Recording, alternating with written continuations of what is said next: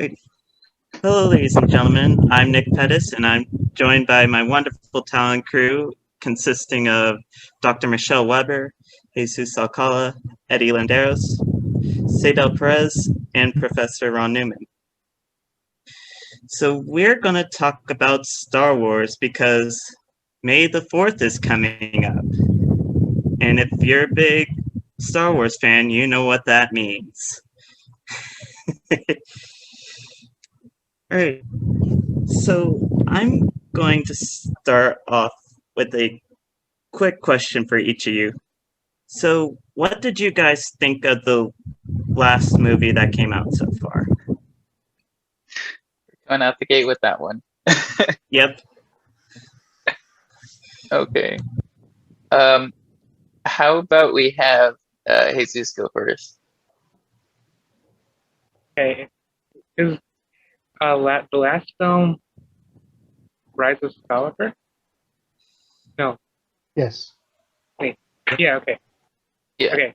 Good is that? Okay. In that case, I think it was. I think it was a mess of a film. And way too ADHD for me. Scenes lasted maybe a few seconds, and then there was immediately a cut to another scene, and for me, it was too hectic. Yeah, like I said, too much of a mess. But there were some really, really cool things, like having Luke actually pull his X-wing out of the water. That was, years in the making. We wanted to see it we wanted to see Return of the Jedi, but we never got it. So seeing that, I'm sure it fulfilled a lot of people. However, the biggest thing though is that it clearly showed that they really weren't communicating with each other when they were making the film, because it did not feel connected to the other film,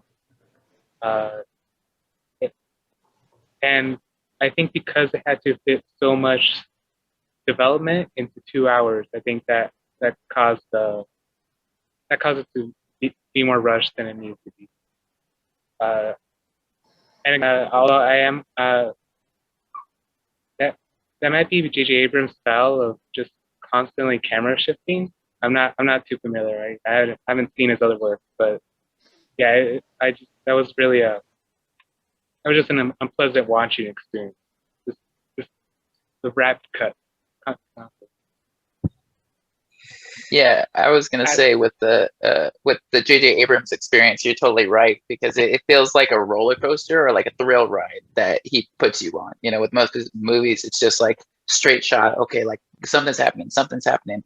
There's no slow pace for it because he's trying to like just keep that momentum up, which is very Disney, I feel, and that's why he was chosen. Especially when you see the first episode of this saga, where it's just like straight action and it's just nostalgic for like the old fans and the new fans. But I think it really felt like the movie was lacking because of it, because you didn't have those moments. Like, and I mean, I might get heat for saying this, but like that the Rian Johnson film did with episode 8, because like as much as you might hate that movie, the pacing for that movie was great. Like it had like the themes in it. It had like certain moments that you could take in, like, oh, hey, there's the blue milk, or now I can get to see Luke, just doing his thing. But like I said, we get heat for it. So let's move on to Dr. Weber or Seydel. Who wants to talk about this? First of all, I'm gonna say that made me laugh so much, and I barely can laugh because I removed my wisdom tooth. So okay, I agree. That movie, well, I disagree and I agree at the same time. I am a Raylo fan, as you can see. People are gonna hate me for that, but I do think that that Rian Johnson one was just so cringy.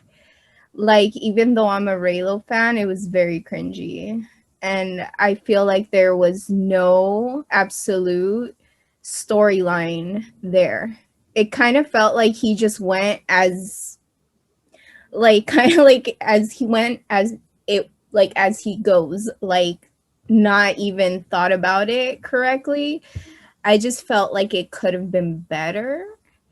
I do, however, I love the whole, like, my favorite part about Star Wars is the whole like unconditional love type of theme to it. I think that's very special, and that's what makes Star Wars special. But and I see that how these movies, it's these new movies shifted to a different type of perspective. Like, we don't have to sometimes put up with things that we don't deserve, like for unconditional love. Like, for example, like when we see Padme going through all the things she went through for Anakin when he turned to the dark side, she still stood even by him, even though all the bad things he was doing. But through these new movies, we see it through a different perspective, as Rey is just as strong as Kylo Ren, a Skywalker, and you see her as a female hero, and she doesn't put up with the whole like, yeah, I unconditionally love you, but I don't have to accept like what you're doing is wrong. And she still chooses to go towards her path and the right way of doing things without losing herself. So it's kind of like staying true to herself. And I think that shows a lot of character growth. And that's why I really love these movies, because it shows you in many ways. Yes, it's a war of the galaxies, but it shows you what we all, individually go through in real life scenarios. And it just teaches something. It teaches us something. So I can go on about this for days, but yeah. I was gonna say, yeah. I mean, there were some themes in that last movie that I really liked as far as unity. There was like, and it kind of like set the tone for the pandemic almost. Like, we're all in this together. So rewatching it, I was like, okay, like I would rewatch it because I know it's like a quick movie and it keeps up that pace.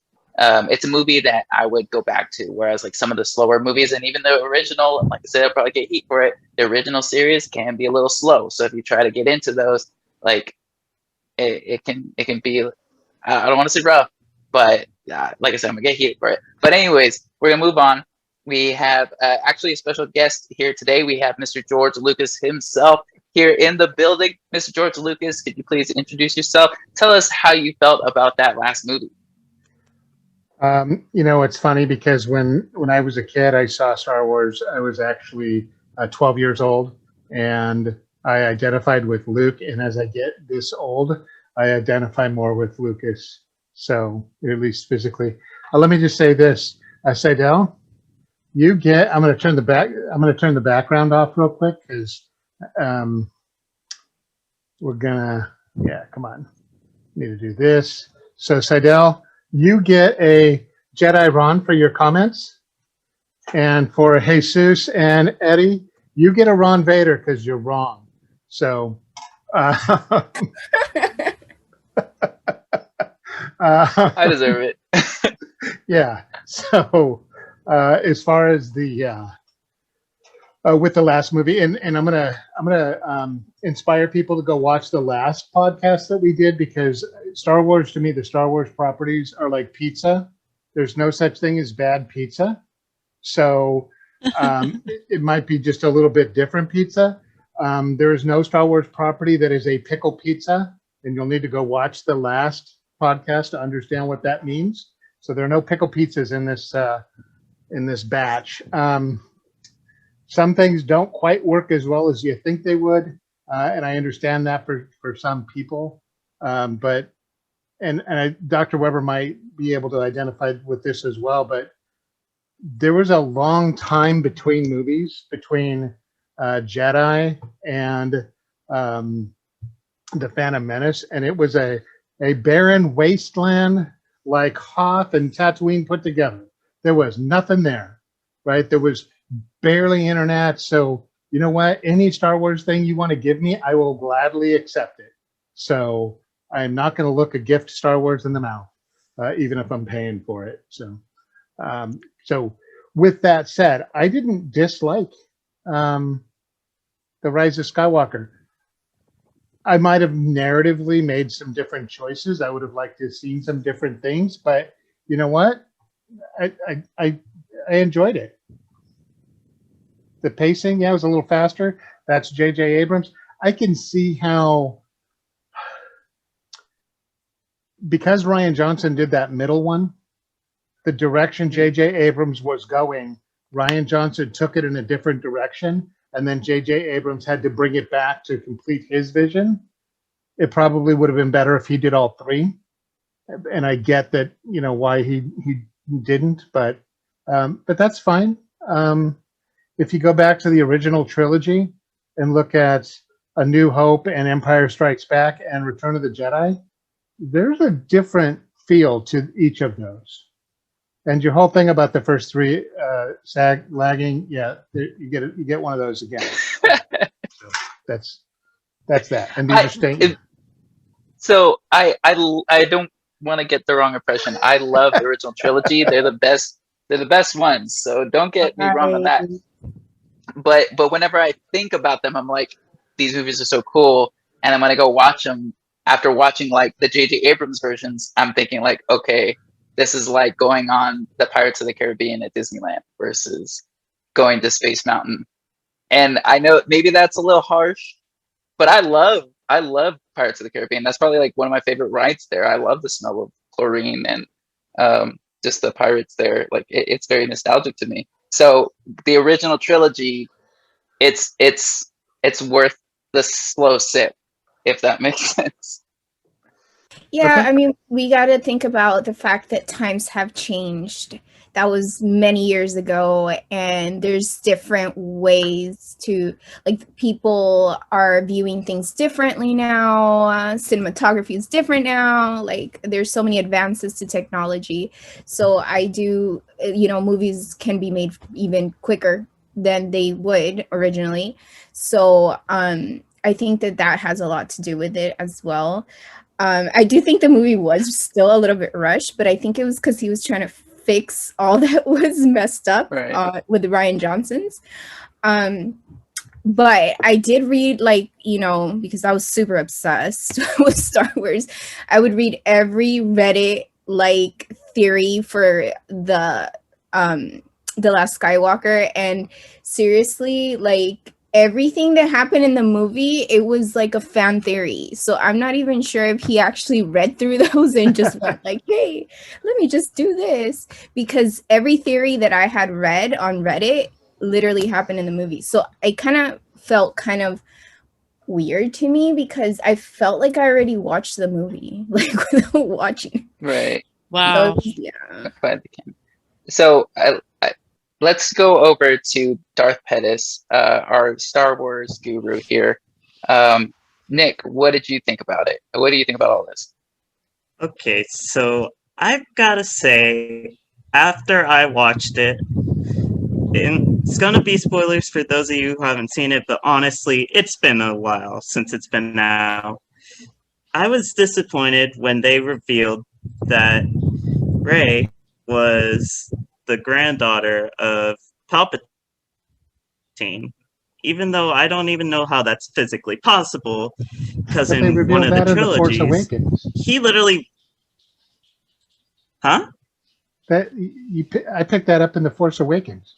No one believed me, but I knew that in The Force Awakens. I believed that.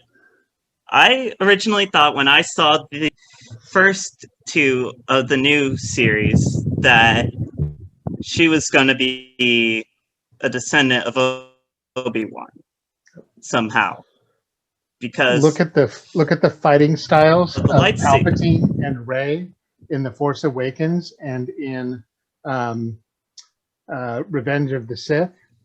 They have the same fighting style. Okay, but how is that possible? How is mean, it I know- possible when he literally went over the edge of the Death Star? He Like, had a I daughter. guess- He had a Original son. trilogy. Wait, was it a daughter or a son? One of those. Was it a Palpatine son? had a son. Yeah, and he had a then- son. Yeah. Yes. So he Yeah. had a son, and the son was living in Jakku with Rey's mom, and they were hiding. But he found them, and that's when he killed them. But he didn't kill Rey. So he had a son before he died. Yeah, so he had the son before he died. Okay, so but regardless, Nick. Regardless, Sorry, I'm hijacking you. regardless of that, I still was thrown off by that. But I could see them, Rey and Kylo, and getting together in the end because, in the originals, before Darth Vader betrayed the Emperor, those two worked hand in hand together, and now they came together to defeat the Emperor. And then, gone are the days of the Empire. I'm so sad about that. Do you feel that the right person died at the end? I mean, I don't want to be like vague about this because everyone should have already seen the movie by this. And if you're watching this podcast, the spoilers. Do you think that Kylo was the right pick? Or do you think they should have? I feel like Kylo was the right pick because his father died in Force Awakens when he went to stop Kylo, and then after he died, Princess Leia died too, which makes sense because Carrie Fisher died in 2017, I believe. So yeah, they finally gave her the right to be no more. But I am kind of... I object. Seydel, I'll get to you. Seydel, speak your mind. No, Seydel, don't speak your mind just yet. These are not the answers you're looking for.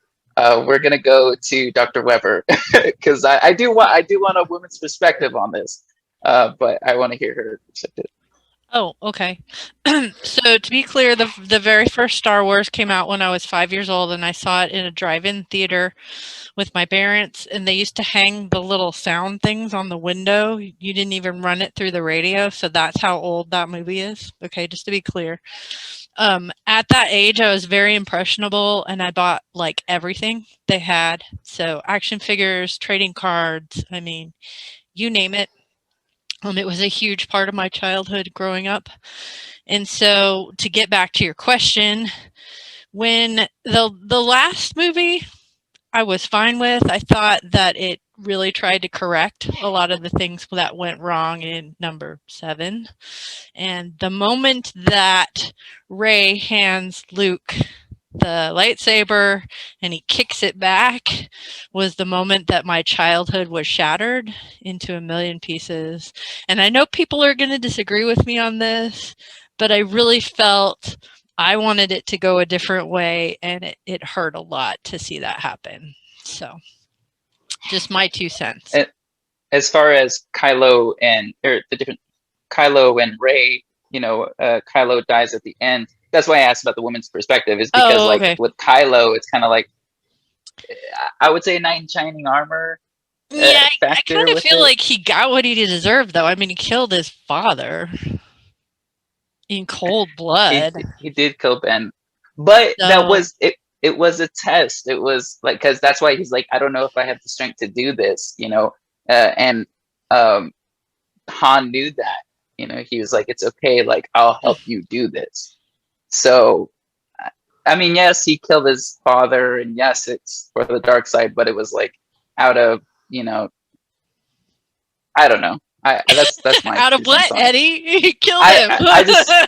He killed him out of love. Duh. Oh, really? I don't think that's love in any shape of the word. Ron Vader. Ron Vader is back, ladies and gentlemen. I'm here with the controversy. Got to bring controversy. Censor this out. I'm just kidding. Seydel, okay, so let's hear your side of it.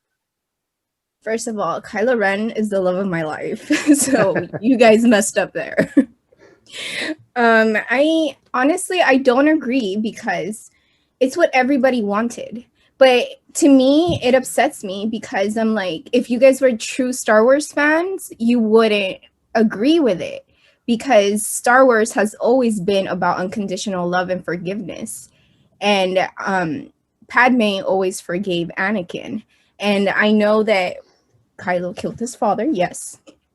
But if we go back to where it all started, Kylo was manipulated since he was a child to the dark side. It's not like he willingly said, oh, yes, I am a terrible person and I just want to do all these terrible things. He was manipulated since he was a child. And he didn't have his parents with him to support him because Leia and Han sent him to Luke's Jedi Academy. So he was alone, basically, training as a child. So I think that as a child, I can think that we all, like if our parents leave us, we feel abandoned, right? So we can think, many different theories of what could have happened. Like, as a child, it was hard for him to be left. He was manipulated into the dark side by Snoke, in which that's what made him turned. So I think that it wasn't fair because he was a child and he just, he was manipulated his whole life into believing that he was doing the right thing. And that's why you can see the character dynamic, how he's constantly struggling to choose which side is correct. Like he doesn't know, like if he should choose the light or the dark side, which one is correct to choose. So that's why I love his character, because you could see the struggle and then you can see the character development of how he overcame that struggle in the end, even though that was his fate. But I just don't think that killing him off really justified like anything. It was kind of like, oh, let's get rid of someone because he did something. Like there's no he grew, but there's no complete growth. Like I was hoping kind of like something like Darth Revan, something like that to happen. But it was a little sad. Like I think it could have gone a better way. Like I'm not saying for him to live happily ever after or something like that. Of course everybody has to go pay for there's what they did, but they could have showed more like him going off alone and building an academy and doing something to better the galaxy. I don't know, right. But that's just my 2 cents on it. Yeah, there's no room for growth, and I can see where you're coming from, and this is exactly the reason why it is important to enroll in college and enroll for a fall semester to MSJC. So go out there, make sure your classes are ready, make sure you're continuing your education so that you can promote growth in yourself and other peers. So there's a little sponsor for MSJC. We're not going to pay for this, but it's all right. Let's move on. Nick, do you have another question for us? Okay. I want to comment real quick on something, Seydel. So if you're talking about the arcs, you're talking about Kylo's arc. Kylo's arc mirrors Anakin's arc, right? Where he's the chosen one, right? So Anakin is the chosen one from an early age. He's presented as the chosen one, so he's got to live up to that, right? But something's always a little off. And Kylo's kind of in that same situation, right? He's not the chosen one, but he's Jedi royalty as he's growing up. So he's kind of in that same sky high expectations that he's got to live up to. And his fall and his redemption kind of mirror Anakin's, right? He falls, he goes to the dark side. He's in the dark side for a long time. Both Anakin as Vader and then Kylo. And at the end, he makes that redemption. So it's all good at the end, right? Now Anakin, basically comes back, saves Luke, and dies. Kylo kind of does the same thing. He comes back, saves Rey, and dies. So narratively, it's kind of the same arc. Luke gets a different one, right? Because Luke never falls to the dark side.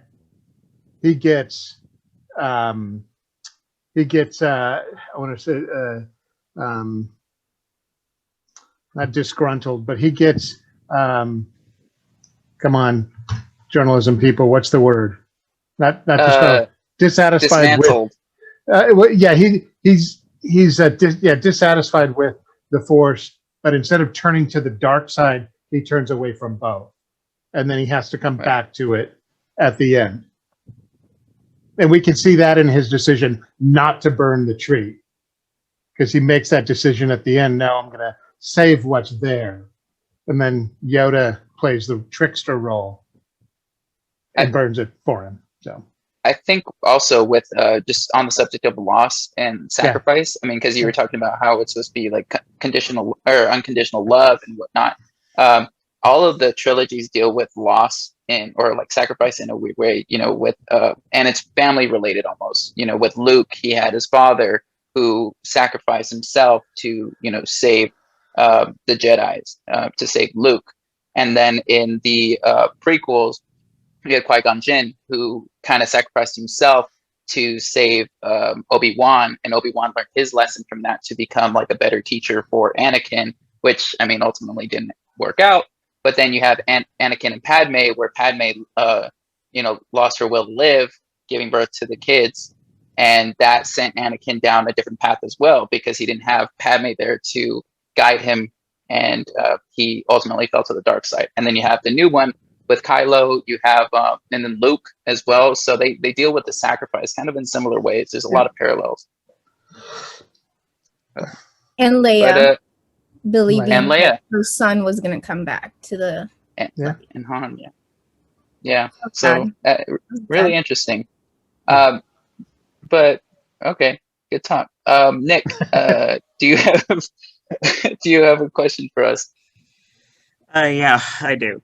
So I noticed in the Solo movie, which is Han Solo's backstory, for those of you who don't know, and I saw Darth Maul come back as the main villain. What did you guys think about that after you saw him die in the Phantom Menace? I think it depends on if you are a consumer of the expanded universe with Rebels and the Clone Wars. Because if you watch Rebels and the Clone Wars, him coming back in Solo wasn't necessarily the same reveal, because you already knew he was alive. So, yeah. Yes, he's a big character in Rebels. So, And go ahead, talk about Rebels. I was going to say Professor Newman. I was going to say Rebels has one of. Is it Rebel? I think it's Rebels. Has one of my favorite lightsaber duels, and it's Ahsoka and Maul. Is awesome. Is that Rebels or is that Clone Wars? That's Clone Wars, I think. Is it Clone Wars? I'm just going back through them, and I just finished Clone Wars, and I'm starting with Rebels. So I've watched them both within like the last 3 weeks. So this podcast could have its own like life, because there's so many like little webs that you can go down with all the different things that are going on now. So yes. So to answer your question, Nick, it wasn't a surprise to me because I had seen him time and again in the cartoon. All right. But what is fun, I will say this though, I saw Solo before I saw him in Rebels. So to answer your question, I was like, hell yeah, that's awesome. But I had already been spoiled. I knew he was alive. I just hadn't seen him be alive. I knew he was alive, but I didn't know he was going to be that reveal. But it was awesome. Yeah. It's kind of like, and spoilers for The Mandalorian, seeing Boba Fett, even though he died in one of the movies, died in one of the movies, and finally seeing him was like, yeah, Yeah. yeah. Same. Yep. What about you, Nick? Okay, so I am one of the few people who haven't finished The Mandalorian. I have not seen Rebels yet. What? I saw Clone Wars, but I was rather young because I'm the youngest person in this room. And I was completely thrown off. I saw Phantom Menace and I was like, okay, I saw him die. I saw Qui-Gon die. This is like me and the Emperor Palpatine in the new movies. How is he back? So I was rather confused by that. So you're really going to be confused when Qui-Gon shows up in Rebels, huh? Yeah. I'm just kidding. I'm messing with you. You do need to go watch Rebels, though. You do need to go watch Rebels. Yeah. Sure, Yeah, and finish do that after Mandalorian. I finish And finish Mandalorian. Mandalorian. Yes. I called you the Star Wars guru, Nick. Like, you need to finish Okay. The Mandalorian right now before some of us spills the beans on you. Okay. I know. I almost So- started talking about Mandalorian. I literally been doing things for both my classes and for the Talon, which take up a majority of my time. What am I going to do? Listen, you don't need The to finish your Mandalorian homework. You don't Rebels. need schoolwork. You need to finish your Star Wars education. Yeah. It's mandatory. Oh, Mandalatory. Okay, Newman, I'll see how you are when I take you in the summer. Hey, wait a minute. I Yes. will say that I have assigned Star Wars as homework for classes, yes. Nice. And I'll Star Trek, enroll I believe. And The Princess Bride. But that's a whole nother podcast. Okay, I've seen The Princess Bride. I love that thing more than anybody. Mhm. Hey, Seuss, what did Okay. you think? Yeah, Jesus, let's go. Oh, I actually did not watch the Solo movie, so but I was Okay. a fan of Rebels and Clone Wars. See, Yeah, I'm not that well, bad. I didn't. I just didn't care for Han Solo, so I didn't What- want to watch his prequel movie. Well, what turned you off about watching it? Because I was kind of on the fence about watching Han Solo. So why didn't you want to watch it? That's just it. I had no interest in Han Solo himself. So, yeah. Do you But not on like Darth him? Maul returning, You don't like him? What? Yeah. What's wrong with Han Solo? What's Like, wrong with him? Han Solo is legit. I'm just curious. yeah. most. I'm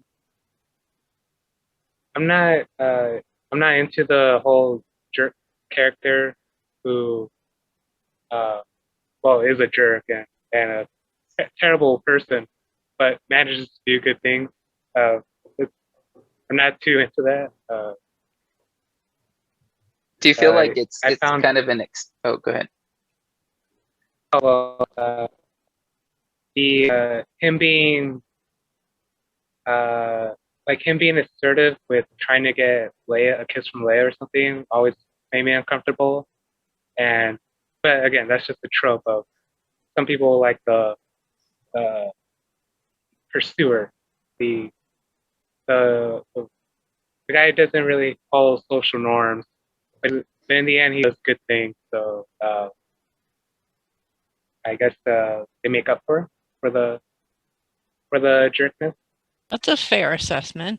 Yeah. Yeah. I didn't Yeah, like Han Solo either. I mean, he was my least favorite character, but I over-identified with Luke. So, Han Solo, they're right, they're rivals there. And I'm going to show you a picture of what I look like. This is probably when I'm, I don't know, 8, 9, 10. Watch out, folks. Yeah, yeah. A long time ago in a galaxy far away. Far away. Yeah. So you'll see why maybe I over-identified with Luke here. Let me figure out what this is called. I know I'm taking a long time here. Yeah. But So I just wanted to address. Yeah. So Nick, the reason Darth Maul is able to come back is because he was filled with hatred. That's the explanation they give. His hatred empowered his force. yeah, so that's me in probably 75. Wow. Oh my gosh, how adorable. So you see how I would identify with Luke? Little Yeah. blonde hair, Right, blue eyed look white like kid. him. Yeah. Oh, and my dad had died, so I was Oh. also I wasn't Oh. fully orphaned, but I still have my mom. But there's a lot of identification. Yeah. So in that first movie, Han was trying to steal my girl in Leia because we didn't know at that point it was his sister. I'd probably be way more messed up if I wasn't an only child. If I had had a sister, man, things would have been. So, anyway. That's really interesting. Wow. Thanks for sharing that. That's yeah, I can't imagine like being a child and seeing that movie, and I don't know. That's Yeah, and I know Dr. Weber talked about her, going to the drive-in with it. I saw it in a walk-in. We call them walk-in theaters. Now you guys, you kids just call them theaters, but they were walk-in theaters, and I think the special effects that they had were literally unprecedented.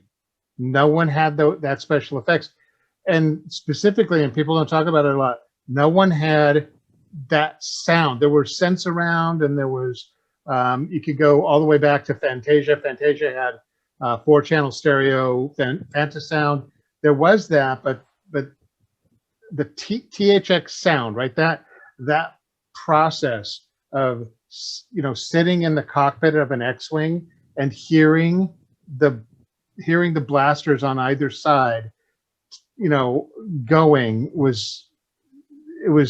I mean, it just, you hadn't heard any of that before, right? It wasn't just loud; it was specific. So it was it was more immersive than anything we had experienced to that point. You guys now, I mean, even in I've got a Dolby Atmos soundbar and a 65-inch TV that probably sounds better and looks better than what I saw in the theater back then. But back then it was very different. So there's a whole cultural experience around it that we had that I kind of feel bad that you guys don't get that experience. Agree. yeah.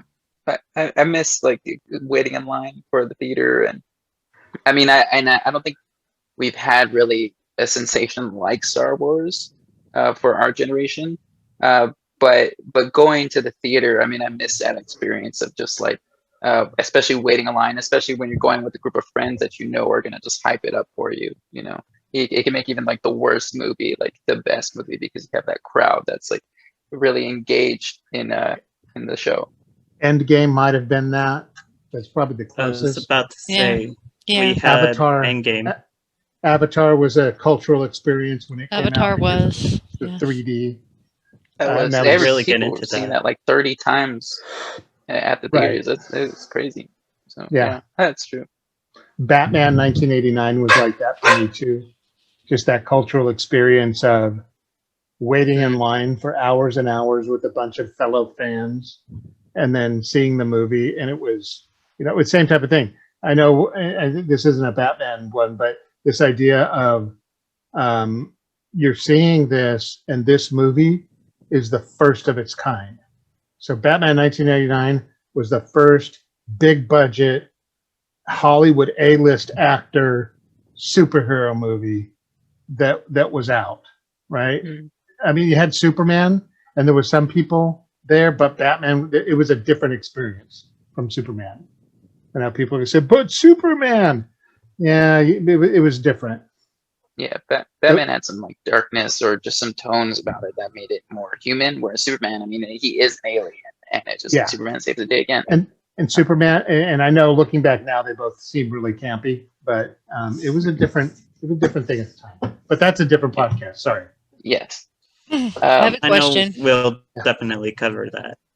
Go ahead, Dr. Weber. Go ahead, My Dr. Weber. question is of what is coming out in the future are you most excited about and why? Nick, go ahead. How do you mean by that, Dr. Weber?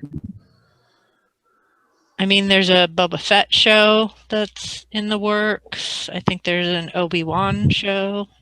Another It's Mandalorian season. Another season of The Mandalorian. The Bad Batch is getting a series, Yeah. getting a season, and there's talk of a new trilogy with Brie Larson as a Jedi Yes. or a Force user. Wow, However they're going to that's do it. interesting. It should be Darth Marvel. Darth Marvel, yeah. It's not much different than what she's currently doing with Captain Yeah. Marvel. She's getting Yeah. typecast. For sure. So does one of those stand out for you above the others?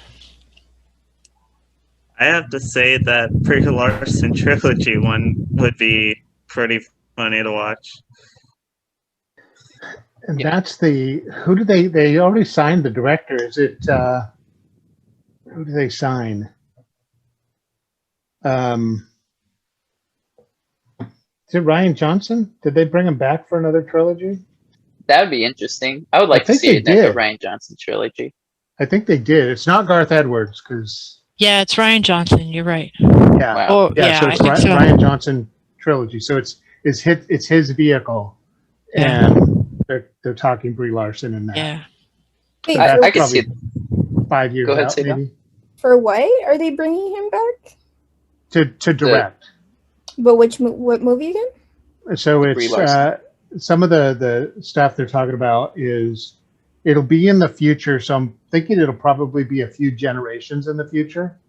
Although there's also talk of doing an Old Republic series. So this could be that also, and they may not even know at this point. So you're thinking either before the originals or after the newer ones? Yeah. Definitely have to check that out.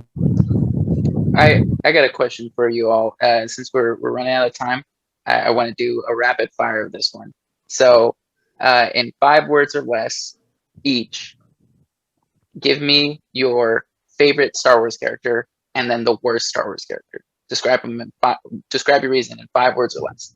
Okay, so I'm gonna go with Dr. Weber first. Oh my gosh.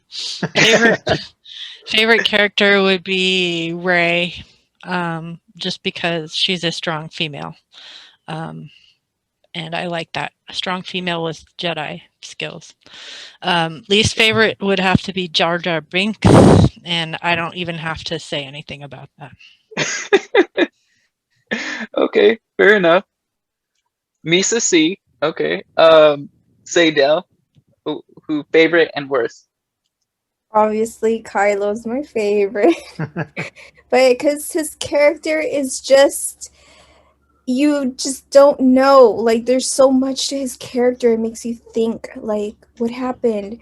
Like, why is he like this? Like, what is he gonna do now? So that's why I like him as a character. That was more than 5 words, but okay, I see your point. Okay, sorry. He's just so special. He's the love of my life. Jeez. And then my least would be Rose because I feel bad, but they didn't give her enough to go, like, to kind of like explain her character. So, like, what she's all about, like, not enough detail, and she just kind of like stays, like, she's kind of like Finn's sidekick all the time. So I feel like they should have given her more of a role, and that's it. Okay. So not enough information. Gotcha. Okay. Jesus, what about you? Favorite is Ahsoka Tano. Just a cool, fun character with twin dual lightsabers. Least favorite in practice, not in theory, but in practice is Grant Malone, and I think his character was wasted in Rebels. Okay. Fair enough. Professor Newman. My favorite character, R2D2, because R2D2, and you don't need any more than that. Okay. My least favorite character, the green dude on, well, if we're talking expanded universe, on Rebels, the green dude, man, he is annoying. They get into so much trouble because he's just being a jerk. It just sit down and shut up and we'd be fine. But and he's always poking Ezra and making Ezra be a jerk. So yeah, but as far as in the movies, I was trying to look up his name. The dude in the first movie, and I know I'm the bad Star Wars nerd, in the cantina that accosts Luke and says, we've got the death mark. You know what? Just, again, sit down and shut up. Leave us alone. So he's probably my least favorite character because he's, but R2 for sure. Gotcha. Okay, I see your point. Oh, with he that. just died. I'm sorry. Oh, Yeah. moment of silence. Well, it's the character, not the actor. I'm sure the actor was a lovely person. But the Okay. character. Yeah, the character. Yeah, Are no you reading disrespect. what I to that. wrote? She's talking about Kylo Ren, guys. I was talking about Kylo Ren. Oh, then never mind. No moment of silence. No, we don't need that Okay. character out of here. Worst character ever. I thought you were saying that actor just died. Because, Yeah. he's from the original one and we're all getting old now. No, He's like, oh, he just That's what died. it- Sorry. no. Okay, cool. We can move on. Nick, let's hear your favorite and your worst. Okay, I know you guys know my favorite is Darth Vader, but the audience doesn't know. I love Darth Vader. He's one of the characters that got me into the series. And my least favorite is